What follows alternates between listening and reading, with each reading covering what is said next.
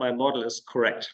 As more and more projects use SysML not only for, well, structured painting, which is fundamentally not bad, but also for real modeling, the question of the correctness of the model arises more and more often. So the issue is intensified by the use of AI, which likes to hallucinate a bit. So we have the ideal guest here for these topics. It's Jamie Smith from the company Imandra, and he deals precisely with these topics. So, but Jamie is the best person to introduce himself. So welcome, Jamie. I'm happy to have you here in our podcast. So please introduce yourself. Yeah, hi, Christian. Hi, Tim. Thanks for having me. I am really excited to be here. So a little bit about my background. I spent the bulk of my 25-year career helping small design teams design advanced machines, things like laser eye surgery machines, autonomous vehicles, as well as predictive maintenance machines. And now I'm currently the head of products for safety critical industries at Imandra. Okay, great. Thanks for this short introduction. But Jamie, to be honest, before I knew you, I did not hear from Imandra at all. So please tell us a little bit more about Imandra. Yeah, absolutely. Imandra is a software company that provides software as a service of automated reasoning. Our tools and technology provides the ability to analyze complex software systems, do things like constraint solving, formal verification, rule synthesis, prove equivalence between two systems. We can synthesize test cases for complex software systems. And we're used both in safety critical industries like smart machines, as well as in the financial industries by large banks. Mm-hmm. Yeah, I saw some presentations from Imandra, and they were mainly about the financial industries. So I was a bit surprised when I first met you and you were interested in SysML v2, so or in SysML in general. So why are you start working with SysML? Yeah, my first exposure to SysML was back in 2008 when I was still with National Instruments. And I learned a great deal about SysML, and many of our customers were using SysML with our controls equipment and our test equipment. But when we learned about SysML v2, we got extremely excited about what's possible with a modeling language built on formal semantics. At Imandra, we can take those formal semantics and use them to convert them into our environment to prove properties of a SysML v2 model. So for the past 6 to 9 months, I've been building SysML v2 models using the textual notation and then manually converting them into IML to prove properties around these models. And I'm really excited about what the potential that we see here. Mm-hmm. Mm-hmm.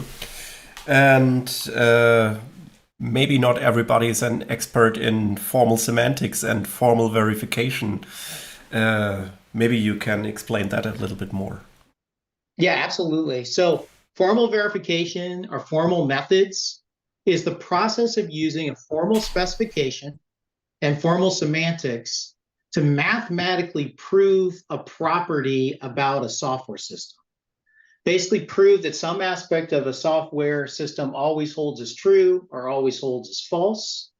And to say it another way is we could take a constraint and mathematically prove for every relevant variable, every relevant value of those variables, that something is always true, and then provide a mathematical proof that could go through an external proof checker.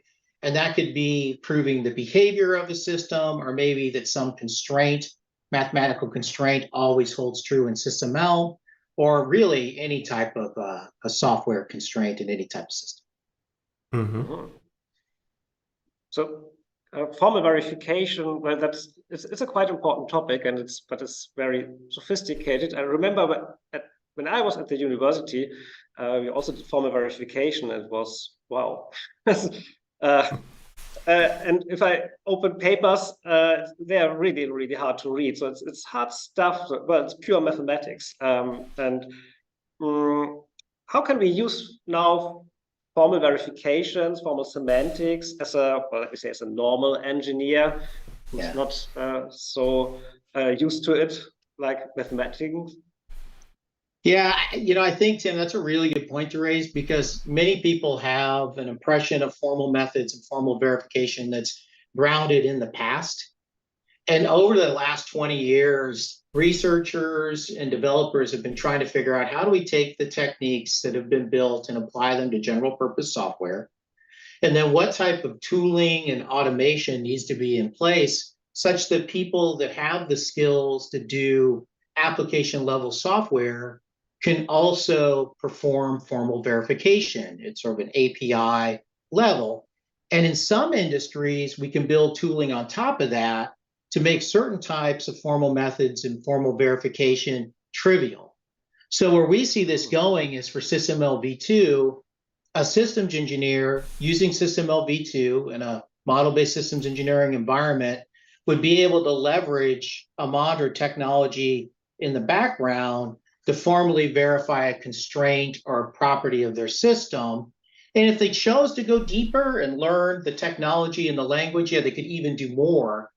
But we want to put this power in the hands of as many people as possible. And the way to do that is to make it easy to use in the tools that they're already using.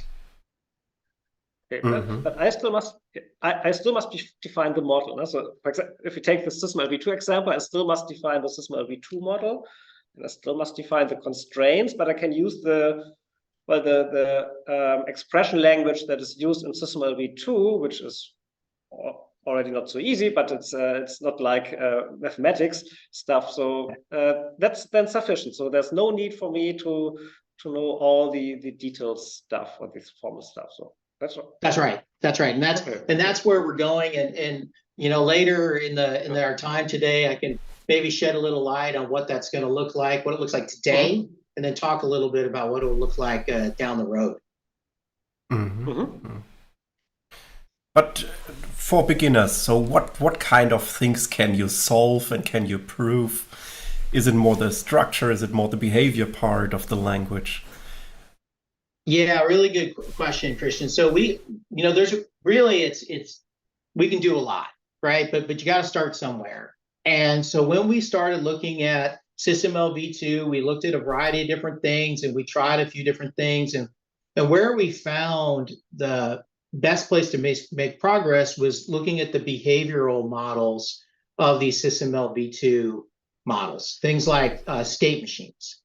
So we started with mathematically proving properties around state machines. One of them was proving that a state machine is deterministic, which means that once you're in a state, there's only one legal transition out of that state at any given time.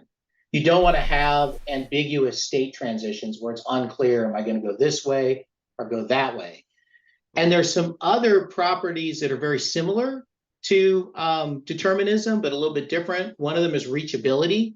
Sometimes you want to prove that you can actually reach every state in your state machine. And another is avoiding deadlock scenarios, these situations where you enter a state and you can't get out. And these are the types of formal proofs that we want to do and make it really easy for the systems engineer to do these types of proofs. So as we started showing them to systems engineers and people working on SysML v2, they had some ideas. And one was, hey, it'd be great if you could take a constraint in SysML v2, which is a special case of a constraint is a requirement, and then formally verify that that constraint is always met. And so we started to work on that. And a couple of weeks ago, we released an article showing how to take simple constraints and prove them, and then how to take things that are a little bit more complex or maybe significantly more complex and prove that they always hold. But we're looking for more ideas and more ways to add value in the design process. But that's where we started. Is it the article on medium.com? It is. The article's on media.com under my name and Imandra. So you can look under the Imandra account or under Jamie Smith and you'll find it. If not, happy to send an email to anybody and point it to the article. Yeah, we can link it in the show notes, I think. That sounds great. And you said you also work with large language models, so like ChatGPT. It's another exciting topic these days. How to use ChatGPT in combination with systems engineering in general, or SysML v2. For example, currently I work on a book, another book, together with Doug Rosenberg and Brian Mobley and Joshua Hauswirth about AI-assisted MBSE, where we use the AI as a subject matter expert. We can ask the AI questions and build a system together with the AI, and then the AI generates SysML v2 code, which looks pretty good. But, well, AIs tend to hallucinate, so it's not probably not correct. So how do you deal with that in Imandra? What's your case? You have ChatGPT and you have this formal reasoning. So how does this fit together? Yeah, thanks for the question, Tim. Yeah, we're really excited about large language models, but we appreciate where they're good and where they're not so good. And I think many of these hallucination issues and challenges people have with ChatGPT and other large language models, we've played with and worked with quite a few of them and then built systems that we're deploying with these things, is people have tried to rely on the large language model to reason. And even synthesizing something like code, there's a level of risk in that process using a large language model. So what we have done is we have built an approach where the large language model is used for what it is quite good at, translating from natural language into another semantic of some kind, and so what we do is we build a reasoning skill in Imandra, which is really a specialized model, and we use the large language model to interface with the reasoning skill. And then that reasoning skill does all the reasoning around whatever the use case is or whatever the challenge is that the chatbot is for, synthesizes an answer that's compliant and correct and safe, and then hands it back to the large language model to present it in natural language. Now, we've done a great deal with specifications around protocols, particularly in the financial industry, where we've taken a 300-page specification around a protocol that's used between banks and created a chat interface to that, where people can ask questions about the protocol to ensure that their specialized message is compliant and understand what the individual parameters within the message are and what's legal and what's not legal. And it becomes a really nice productive tool. What we plan to do with SysML v2, and we're in process of doing this, is create a transpiler that would work behind the scenes based off of the JSON that gets generated within the API of SysML v2, and then bring that over and create and use it with a reasoning skill and build a reasoning skill. So then you would have a chat interface to your SysML v2 model where you could ask a variety of queries. You could ask, show me all the parts. What are the list of, requirements? Are those requirements connected to particular components? What are the expressions in the system? Whatever types of questions people wanted to ask about the system. The next level would be reasoning about combinations of information within the system. And then the third step would be synthesizing SysML v2 through natural language. Like use a part definition to create a part usage where we change certain capabilities of that part and have that go through the reasoning skill and synthesize the part usage, as an example. Or create a constraint with these inputs and these outputs. And if the query is nonsensical because those inputs and outputs don't exist in this model, that would be shared with the user. Hey, you're asking for something that we can't define, as opposed to what a large language model would do today. It would guess, right? It would come up with something that looked pretty good, and you go, okay, great, I've completed my task, but in reality, it may just be text that is not usable. And so this is something that we've been working on for the bulk of this year, and it's based on our same back-end technology that we've been building for the better part of a decade. So it's not a completely new tech stack. It's leveraging our current tech stack.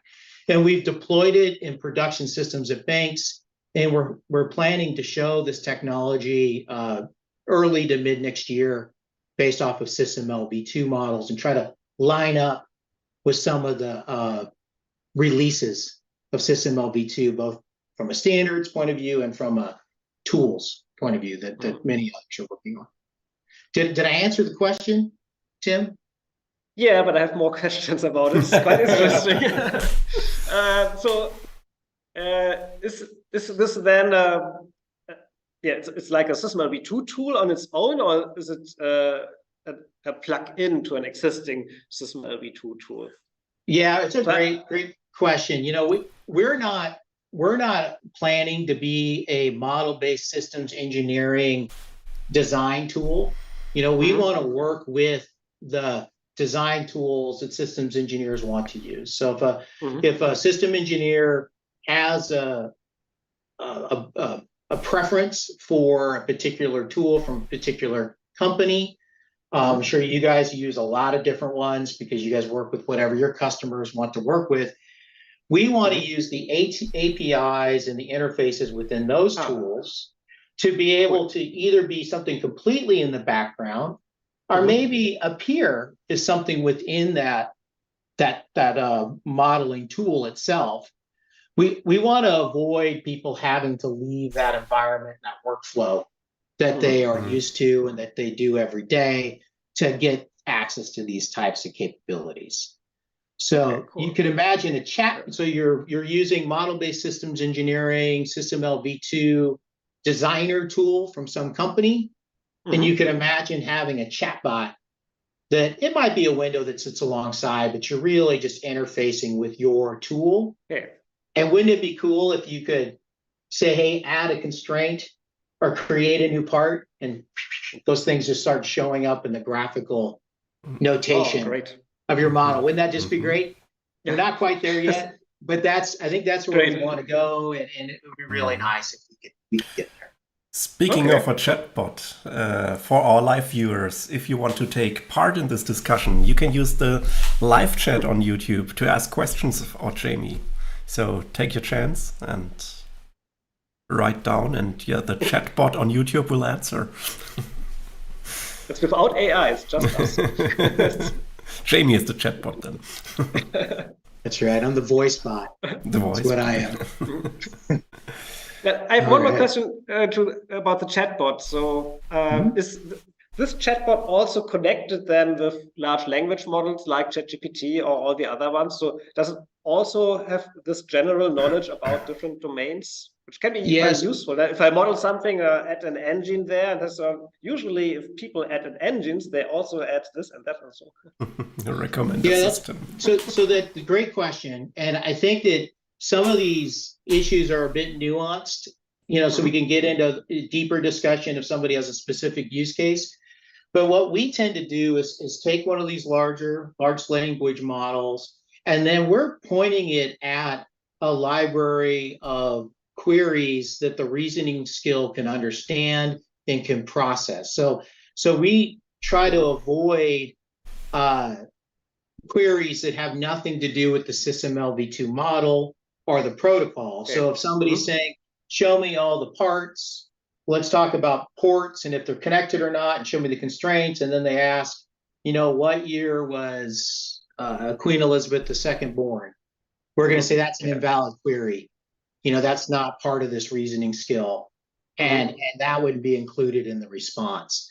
So this is one of the ways that we can really control the type of information that's going in and coming out of the LLM, and makes it a specialized chatbot interface.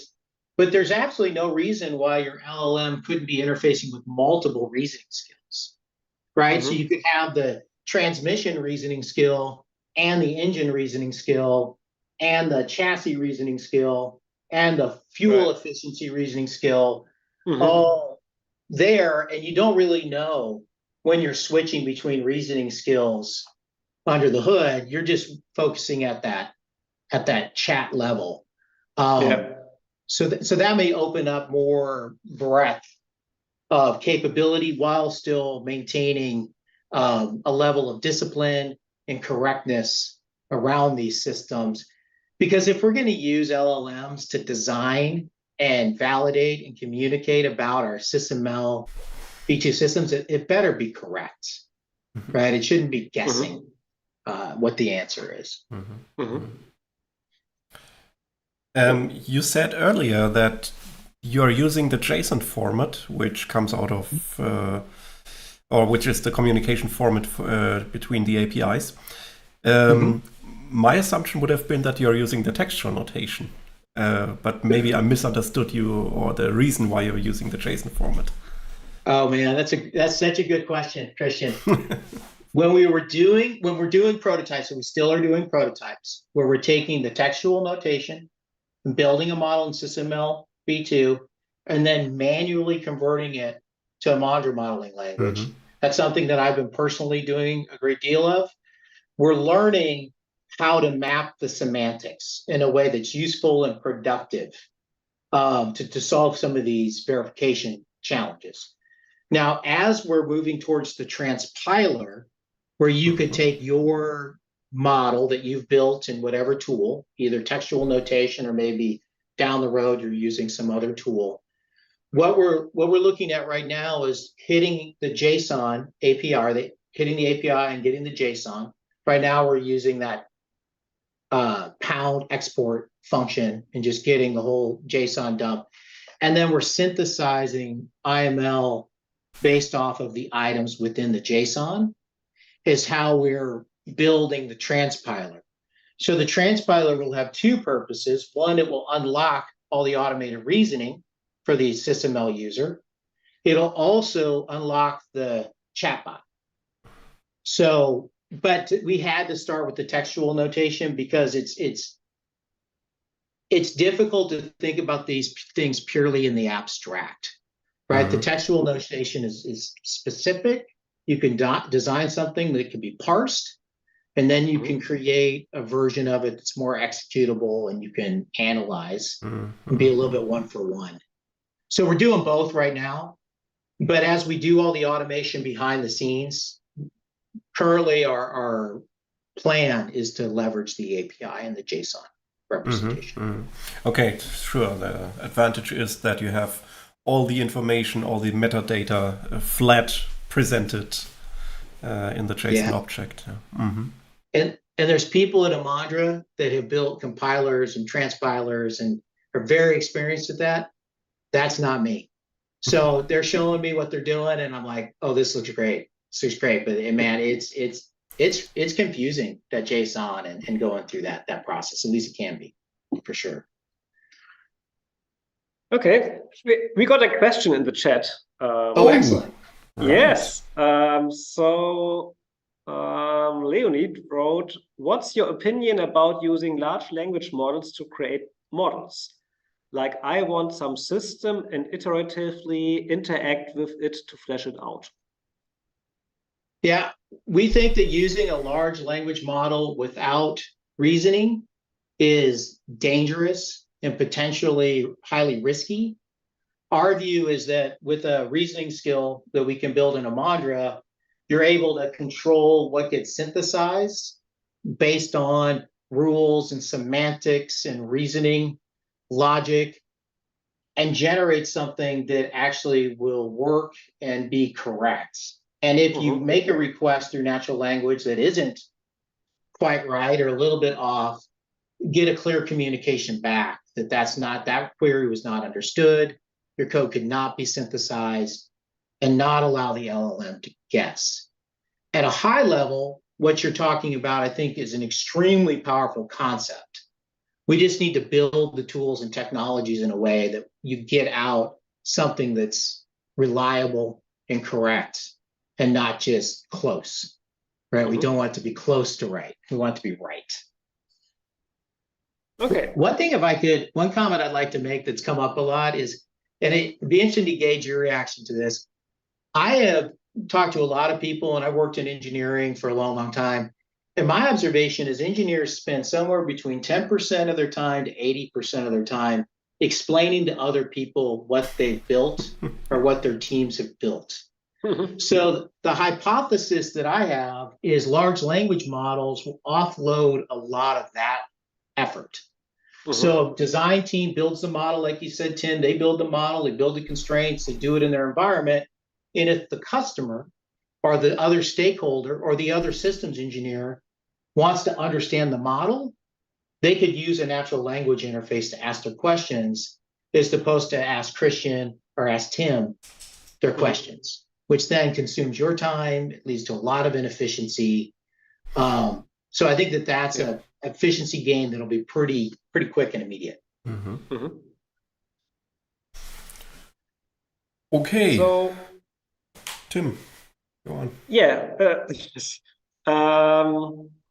yeah, we already covered a lot of stuff, and we will have a demo at the end, so that's really exciting. But before we go to the demo, is there anything else what we missed, what you are working on? Yeah, the one thing I'll raise, one thing I don't want anyone to feel like the potential for the chat interface or the verification goals is constrained or limited in any way. I think that can scale over time. And we're going to show a demo that's a pretty basic demo, but it's intended to give people an idea of what we're doing. But we're also looking into using formal semantics in SysML v2 and the ability to leverage formal semantics in Imandra to work on a converter from SysML v1 to SysML v2. And I know, Tim, you've done a lot of work in this space. You understand the challenges better than I do, for sure. So we're exploring and talking to end users about their SysML v1 libraries and how they want to convert those to SysML v2. We think that that's a pretty interesting topic as well. And we're going to continue to make progress on that. And it will almost certainly be an expansion or a variation of the transpiler that we're using. We'll go in and convert and then come back out and synthesize the SysML v2. Cool. That's quite interesting. We should talk about it at the next OMG meeting. Yeah, for sure. In Austin, Texas. Yes, in 2 weeks. In 2 weeks. Man, that's 2 weeks. That's so exciting. So exciting. Okay, so I think let's start with the demo so that we can see a bit what we discussed before. So Jamie, you share your screen and absolutely. So I'm going to share my Chrome window here. You guys see the Chrome window and just the Chrome window? Yes. Yes. Excellent. So let me go full screen with this here. Okay, so I'm going to go through and show a demonstration of a system that's been designed using the SysML v2 textual notation, and then prove some properties of that system using Imandra. So the system is that of a traffic light. I know we have traffic lights all over the world. This is built around the United States traffic light, the green on, or red on, green on, yellow on style traffic light. This particular traffic light model has a state machine that's represented here by the state diagram. It has 12 states. It has 18 transitions, and it has 45 attributes within the system. And so what we're going to show today is proving that this entire state machine is deterministic for every state, every transition, and for all 45 attributes and all the values of all 45 attributes. And some of them are continuous from negative infinity to positive infinity. And so this isn't a statistical proof. This is actually a mathematical proof. So what we'll get is a proof that's true, not part of the time, but all the time. And so we can take a look first here at this SysML v2 textual notation. And this traffic light model has a little bit of everything, right? It's got in it, if I go to the top here, it's got ports, it's got calculations and constraints, it has interfaces, parts, connections. It also has the fundamental components of the state machine. And in the state machine, in SysML v2, there are states, transitions, and actions. The states invoke actions, and the transitions determine when it's time for a state machine to transition from one state to another. And we could spend a lot of time going through this, but I'm just going to show one of the transition usages within the SysML v2 textual notation. It's this transition red on to green on. So this is the transition that determines when it's time to change the state machine from red on to green on. And that happens when 4 Boolean conditions are true. When we have had the red light on long enough, when there is a vehicle waiting at the red light to turn green, when we've received a safety message that all the lights that need to be red at the intersection are red, because we don't want to have conflicting green lights, and that there are no detected errors in the system. If all 4 of those Boolean cases are true, then the state machine transitions from red on to green on. Now, to prove properties of a state machine such as this one, we again have manually converted this SysML textual notation to IML, Imandra Modeling Language, to prove that a case always holds. And if I go over to this tab, we actually can see the converted model. And it has all the same concepts that are inside the SysML textual notation. The actions have been converted to functions, as have the transitions. So we'll take a look at the same transition that we just looked at within the SysML v2 notation. We'll look at the same one here. So this is the red on to green on transition. It takes as a parameter a variable that contains the state information, the SysML state information. It also contains all 45 attributes within the system, regardless of what part owns that attribute, or if it's sitting outside of a part in a package, or maybe it's part of an action itself.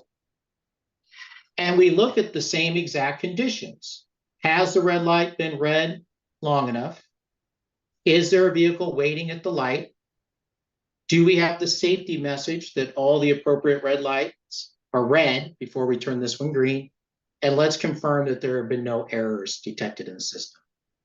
If that's all true, then we change from red on to green on. Now, with a system like this, it's not that complex, right? It's 12 states, 18 transition usages, 45 attributes or variables, but there's still room for potential mistake. And when I first built that system, I had some mistakes around determinism. I've corrected those, and what I'm going to do today is actually just show the technique we use to prove that determinism holds, and then I'll explain what would happen if determinism did not hold. What we have in Imandra is a function called verify. And verify takes any Boolean expression and attempts to mathematically prove that for all variable values, that this Boolean expression always holds as true. If it does hold as true, it returns proved with a proof that can go through an external third-party proof checker if needed or be reviewed. If it's not verified or not proved, it returns a counterexample. In the case of the traffic light, it would return a SysML state where the lack of determinism exists, as well as values for all 45 of those attributes when there is a lack of determinism, which really speeds up the debugging process of the system and trying to root out the lack of determinism. For those of you that can actually see the screen, you can see the verify function calls a simple Boolean expression that has a function called check state transition functions equal to 1, or check state transition functions equal to 0. This check state transition functions looks at every transition usage, looks at every state and every value of every attribute, and verifies that there is one legal transition or 0 legal transitions. Because sometimes you stay in a state for a while, right? It takes a while for the conditions to be met to leave. So you can have 0, you can also have 1. And this function proves for all those values or all those attributes, every value that it always holds is true. And you can see if I run it here, how quickly it returns. It takes a fraction of a second for that proof to run. It's lightning fast. It's really fast. I did something a bit more complex in my paper, and you guys may look at that, and that one takes a handful of seconds to run, but it doesn't take minutes or hours like some of the things that have people have seen in the past or heard about in the past. One thing to kind of demystify this verification goal, I want to show this helper function check state transitions function. So if we go up, it's right above. All it has in it is it has all 18 transition usages. And we pass in the SysML state and all the attributes, which are contained in this SA variable. And we just check for these values of SysML state and variable values, did the state change? Yes or no? If the answer is yes, we just increment an integer by 1. So if there's 0 valid transition usages, 0 is returned. If there's 1, you get back 1. If there's 2, you get back 2, and so on. And because of the verify function, we don't specify SA at all. We don't specify a value of an attribute. We don't specify which SysML state we're in. Imandra will look at that entire variable space simultaneously and perform the proof. Okay? Any clarifying questions on that? I don't know if it was clear or if I moved too quickly. Makes totally sense. Yeah. Excellent. Excellent. Well, I'm going to stop sharing if I can remember how to do that. That's the most challenging part of this podcast for me. There we go. And stop sharing. But yeah, thank you guys for your attention and the time today. It was phenomenal to have the conversation, and I'm excited about seeing each other face to face again. Yeah, sure. Yeah, thanks, Jamie. That was quite impressive. Was already possible there. And you mentioned that you have a more extensive example in your paper, and that's the paper on Medium, no? That we put the link in our show notes. Show notes, yeah. Perfect. Yeah, and actually, there are 2 papers, right? Part 1. There are. 2. Yeah.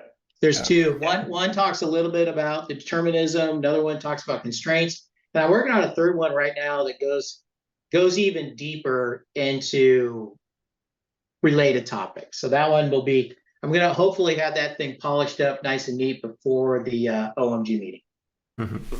Okay, great. Yeah, for our audio-only users, it's totally worth to have a look on the YouTube video. So consider watching the demo again. I think we will try to mark it in the video that you find it quickly. And then you will have a deeper insights. It was both in Jupyter Notebook. I don't know if we said this, and it looked to me that it's the same machine, so it works smoothly together. So it was very, very interesting. Thank you. Okay, so let's come to an end. Although I can talk about this for hours. Maybe it's time for another episode. Next episode. Well, it's not finally decided yet. We have the idea to talk about Demi. So not Demi Moore, would also be interesting, but off topic. It's about Demi is the abbreviation for the Digital Engineering Model Interoperability. And that's a new topic that came up at the OMG, and there will be a special event at the next OMG meeting in Austin, which we will attend. So our idea is to talk a bit about that one. Maybe Christian and I do a recording, or maybe we get some of the experts in front of our microphones. And well, if we do a live podcast, then it will happen in the week starting December the 4th. And if we do a recording, and I assume it will be a recording, but then we will publish it 1 or 2 weeks later. Right. Yeah, so that's the idea for the December podcast. And well, with that, finally, do not forget. It's your part. It's my part. I could say trust you guys, you're systems engineers, if you like. Yeah, let's do the finish by. Oh no, we did that in the past. So we try to bring in also the guests, but the biggest problem is the latency, even in Zoom. Yes. No, our listeners know also our technical problems. So if you had any technical issue with this episode this time, complaints please to elon@starlink.com. So yeah, okay. So but now really trust us. We are systems engineers. Yes. Okay. Goodbye. Thank you. Bye bye.